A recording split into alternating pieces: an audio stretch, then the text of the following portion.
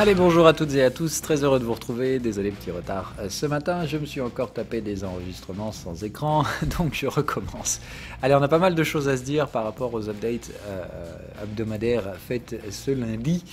Sur les indices, ça y est, ça se dégrade, nouveau signal daily hier clôturé.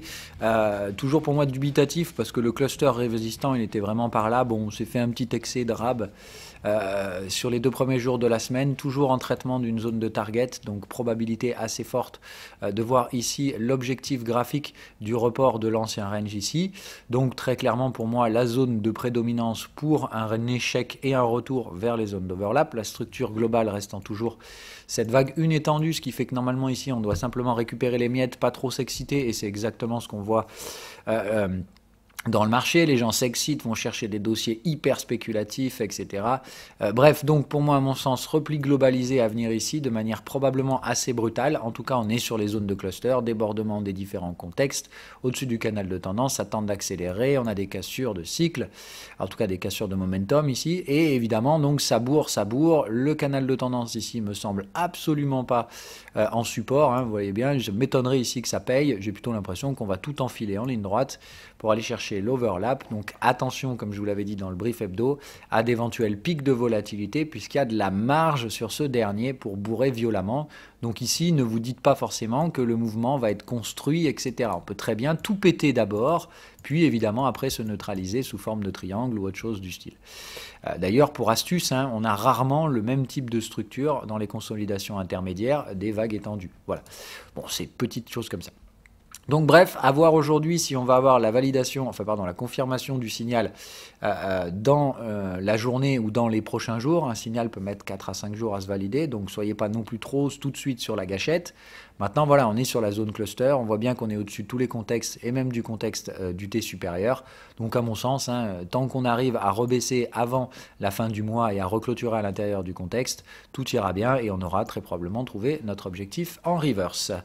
Derrière, donc comme on l'a dit, le marché reste bien orienté globalement, donc devrait y avoir des achats probablement avec un gros V-bottom sur la zone des 3005, là où on trouve un très gros cluster technique. C'est là où on a le Fibo 23, nos anciens overlaps, le 50% de contexte. Bref, il y a du monde ici qui vient supporter les prix. Ne soyez pas trop baissier, rappel, on est toujours sur un mouvement haussier. Mais donc voilà, à surveiller, ça peut se produire dès aujourd'hui ou dans les prochains jours, mais là on est prêt maintenant pour les mouvements baissiers, ce qui veut donc dire que vous avez de nouveau le feu vert pour chercher des ventes type 3e borne de range si elles se produisent. À mon avis aujourd'hui ça va être du 15 minutes si ma mémoire est pas trop mauvaise, donc par là à peu près, dès que vous avez 61% de Fibo, il faut me dégommer ce bordel à la vente.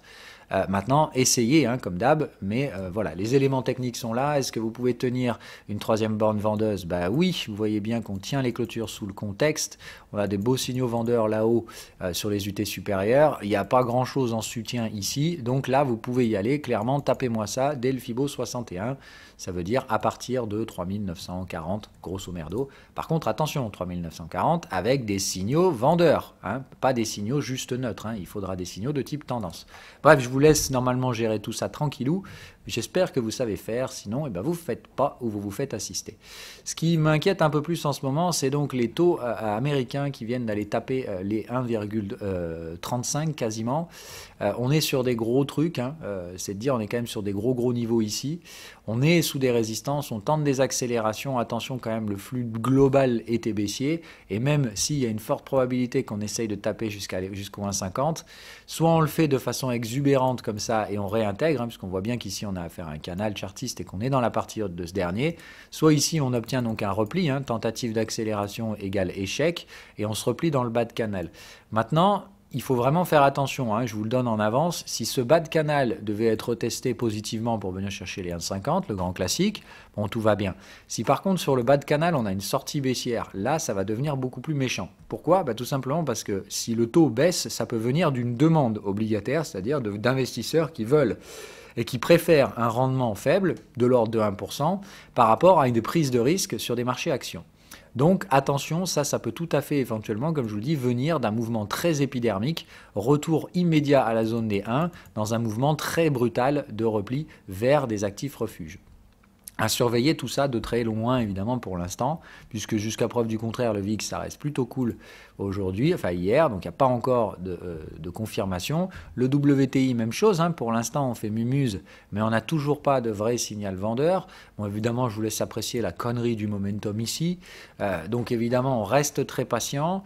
Les cycles, c'est du grand n'importe quoi, mais peut-être qu'on pourra avoir un petit quelque chose. Restons toujours très patients. On est sur une zone technique d'extension Fibonacci, qui fait qu'ici, il y a quand même pas mal de choses qui pourraient nous causer des résistances. On est au-dessus des contextes, même chose, là, on pourrait très rapidement se taper une petite mandale qui devrait nous ramener très brutalement un minimum sur ces zones-là, puisque ça, c'est le contexte de l'UT supérieur. Donc pour moi, minimum 50 en repli, voire là aussi plus si affinité, et on peut tout à fait revenir taper, tout comme le S&P 500, un ancien overlap. D'ailleurs, ça me paraîtrait tout à fait normal que la structure d'overlap se mette en place également sur le WTI. Sur le gold, gros point d'interrogation, qu'est-ce qui se passe? Est-ce qu'aujourd'hui on va baisser pour essayer de libérer du cash pour maintenir les indices sous pression? Ou alors tout simplement la pression des indices fait sauter le bouchon, tout le monde se replace sur les actifs refuges type gold et taux, et là on va avoir une réaction haussière du gold. On est vraiment dans ce cas-là toujours sur des schémas acier. Attention, les moyennes, les contextes sont haussiers, le contexte du T supérieur est acheteuse, je vois tout le monde être baissier là-dessus, ça me fait peur. Moi je ne suis pas baissier sur le gold, par contre évidemment je suis prêt à en acheter sur le prochain cluster, là où on a la moyenne, le 38% Fibo, etc., etc. Donc il y a des trucs à faire, c'est clair. Maintenant, la grande question ici, c'est est-ce que je fais mon suivi de tendance sur la moyenne de l'XAUUSD ou est-ce que tout simplement on réagit avant, hein, ce qui ne serait à mon sens pas non plus une hérésie. On a des ranges matures sur les UT inférieurs, donc je vous rappelle que d'ores et déjà, reprendre des suivis de tendance sur le gold sont tout à fait envisageables. Voilà, voilà. Sur la partie Forex, très rapidement, l'euro-dollar, bien bon courage encore une fois à ceux qui traitent ça. Moi, franchement, ça m'intéresse guère. L'USD-Yen, les expérimenter, on va retravailler ce petit coquin à la vente parce qu'on est sur les alignements de cycle, qu'on a les signaux précurseurs et qu'on a tout ce qu'il faut ici pour essayer d'y aller. Ce doute qu'on ait une tendance haussière sur l'USD-Yen. Et puis, je vous laisserai apprécier le Nikkei qui essaye de s'enflammer comme si c'était le winner. Donc, on va faire quand même attention. Moyenne baissière, contexte baissier et contexte du T supérieur haussière. Mais là, on voit bien qu'on a une forte probabilité de venir aller le taper, celui-là, violemment. Donc nous, on va essayer de jouer ce truc-là en prolongement donc, de notre scénario 2020, toujours avec des positions vendeuses pour ma part sur l'USD-Yen, et donc je vais essayer de les renforcer sur cette zone-là, en tout cas pas trop agressivement non plus, hein, puisque ce qui m'intéresse ici, c'est surtout de former un range et d'en voir une sortie baissière derrière pour donc rompre ce contexte acheteur, puisque, je vous rappelle, ça c'est le contexte hebdomadaire qu'on voit là, et il n'y a pas de tendance sur les Forex, sur ces unités-là, ce ne sont que des ranges en permanence. Donc on est supposé casser ces contextes quasi systématiquement. Bref, bon, stratégie pour les expérimenter. Comme d'hab, vous le savez, on cherche et on surveille les signaux en 4 heures avec des signaux précurseurs en horaire pour réduire le risque. La UDNZD, c'est vraiment chouette, très très chouette, ça continue de bourrer. Hier aurait pu être une séance pas géniale, mais on fait une mèche basse et on continue d'attaquer. Ici, c'est vraiment bien, hein, c'est contexte haussier, canaux de tendance qui sont haussiers toujours. Et donc, le gros problème ici de notre contexte, de savoir si on va réussir à aller déborder tout ça et surtout comment. Hein. Attention, si on avait un repli dans les prochains jours, pas non plus s'exciter trop vite. Mais pour moi, la UDNZD, ça continue toujours dans le bon sens. Et ça fait plaisir. Apple m'inquiète un petit peu en daily parce qu'attention, en cas de mouvement baissier, comme on l'a vu, si les indices devaient déclencher, je pense qu'Apple fera partie des premières à se faire dérouiller la gueule. Et attention, donc en cas de franchissement avec clôture daily des 125, pour moi, renforcement des positions vendeuses à venir. Pour l'instant, je garde des positions très spéculatives et j'attends simplement de voir le flux se mettre en place. Les autres valeurs, type Amazon et tout ça, pour moi, rien d'intéressant pour l'instant, mais mise en surveillance également. Les cryptocurrencies, le Bitcoin qui se rapproche des 51 000, rejette encore une fois les replis potentiels d'hier. Toujours pas de signaux à l'horizon, donc attention, les signaux daily ne veulent pas se clôturer. Je sais que tout le monde aimerait que le Bitcoin baisse parce que c'est une bulle, ceci, cela, blablabla. Pour moi, c'est pas une bulle, c'est une tendance, mais bon, ça fait plaisir à tout le monde de chercher des bulles là où il n'y en a pas et d'en créer et de pas les voir là où il y en a des très grosses, mais c'est quand même assez rigolo. Donc si on écoute les gens aujourd'hui, les actions c'est la tendance, c'est sain, tout va bien, des PER à 35 alors qu'on est en récession, ça va tranquille, il n'y a pas de problème, tout n'est pas surpricé. Alors qu'évidemment le Bitcoin c'est une vilaine bulle à spéculateurs, 2018 ça leur a pas suffi, ils reprennent. Bon, faudra vraiment expliquer un jour comment on peut être aussi borné. Mais bon, donc ici toujours ce gros cluster résistant, on peut travailler dedans, regarder la tronche du canal de tendance, c'est-à-dire qu'il y a quand même encore de la place. Pour l'instant, même si la valeur est traitée de manière un peu faux-folle, puisque toutes les boîtes de contexte ne savent pas trop comment se caler, on reste ici plutôt, donc pour ma part, toujours sur des flux daily assez bien orientés, et on a pas mal d'éléments techniques psychologiques qui nous mènent vers soit des extensions Fibo de la tendance hebdomadaire, ici, soit les marqueurs psychologiques type 1 trillion de dollars market cap pour Bitcoin. Bref, il y a de la place. Certes, il y avait des signaux vendeurs, mais vous voyez qu'il n'y a aucune réponse du marché et on clôture les échéances de contexte tout en haut. Hein. Donc, je vous l'avais dit déjà, mais évitez de trader les signaux quand on clôture tout en haut d'une échéance de contexte. Hein. Donc là, le exit ici, il n'est pas génial en termes de timing. Donc là, ça continue, on déborde, on va squeezer le momentum. Moi, je vous invite toujours à rester prudent sur ces trucs-là. Ça veut dire que la gestion du risque ici, elle n'est pas parfaite. Et toujours pareil, à mon sens, ça vient surtout du fait que nos tendances 4 heures sont certes épuisées, mais que ce qu'elles risquent de causer, c'est simplement des divergences daily, mais que les tendances hebdomadaires sont toujours là et bien fortes, et que dans ce cas-là, encore une fois, les replis ne sont pas nécessaires et le marché peut tout simplement rester à plat. Et ça, il y a beaucoup de gens qui l'ignorent. C'est quand on a multiples time frames en tendance, c'est là que les structures peuvent paraître un peu irrationnelles à court terme. Donc attention, le 4 heures, certes, peut paraître complètement bourratif à l'achat, mais ça n'est pas ici un contexte dans lequel c'est complètement dénué de sens. On a vraiment des tendances sur les UT supérieures et on a pris le temps, encore une fois, sur Bitcoin de ranger en hebdomadaire. C'est pas comme si on était reparti comme des teubés après le crack de 2018. On a rangé, on a pris notre temps. Aujourd'hui, il y a bien une tendance hebdomadaire et à mon avis, on est aujourd'hui simplement à 261% d'extension. Vu les historiques de Bitcoin, ça peut aller encore bien plus loin. La dernière bulle a fait 12 000% de hausse, on est à 1500. Donc, il faut quand même vous secouer les puces au bout d'un moment. C'est pas grave, Bitcoin a encore largement la place de monter. Mais maintenant, c'est sûr qu'il faut quand même essayer d'installer une forme de rythme pour éviter de partir en bulle comme 2018. L'Ethereum suit parce que THBTC ne peut pas aller bien plus loin que ça. On a cassé la structure épaule-tête-épaule par de multiples clôtures hebdomadaires et il y a de fortes chances que ça réactive d'ici peu. Donc évidemment, dès que Bitcoin continue de bourrer, Ethereum est obligé de faire la même, voire même j'ai l'impression que dans les prochaines semaines, Bitcoin pourrait même entrer en sous-performance par rapport à l'Ethereum, ou plutôt l'Ethereum en surperformance par rapport à Bitcoin, à surveiller tout ça. Les autres coins, c'est toujours la probabilité, oui ou non, de savoir si les altcoins vont se réveiller pour savoir ce qu'on va faire sur cette trendline. Moi, vous savez ce que je pense des trendlines dans les ranges, j'adore qu'on les démonte. Ici, la moyenne est hyper baissière, donc j'ai tout sauf envie de payer un canal de tendance. Moi, je viserai plutôt des supports au niveau des contextes ici, donc cet ancien support sur la zone médiane des 55, ou carrément essayer de glisser un peu dessous, et dans ce cas-là, on pourrait viser une zone de 50 pour la dominance, et là, il faudra quand même commencer à sérieusement se calmer sur les positions altcoin.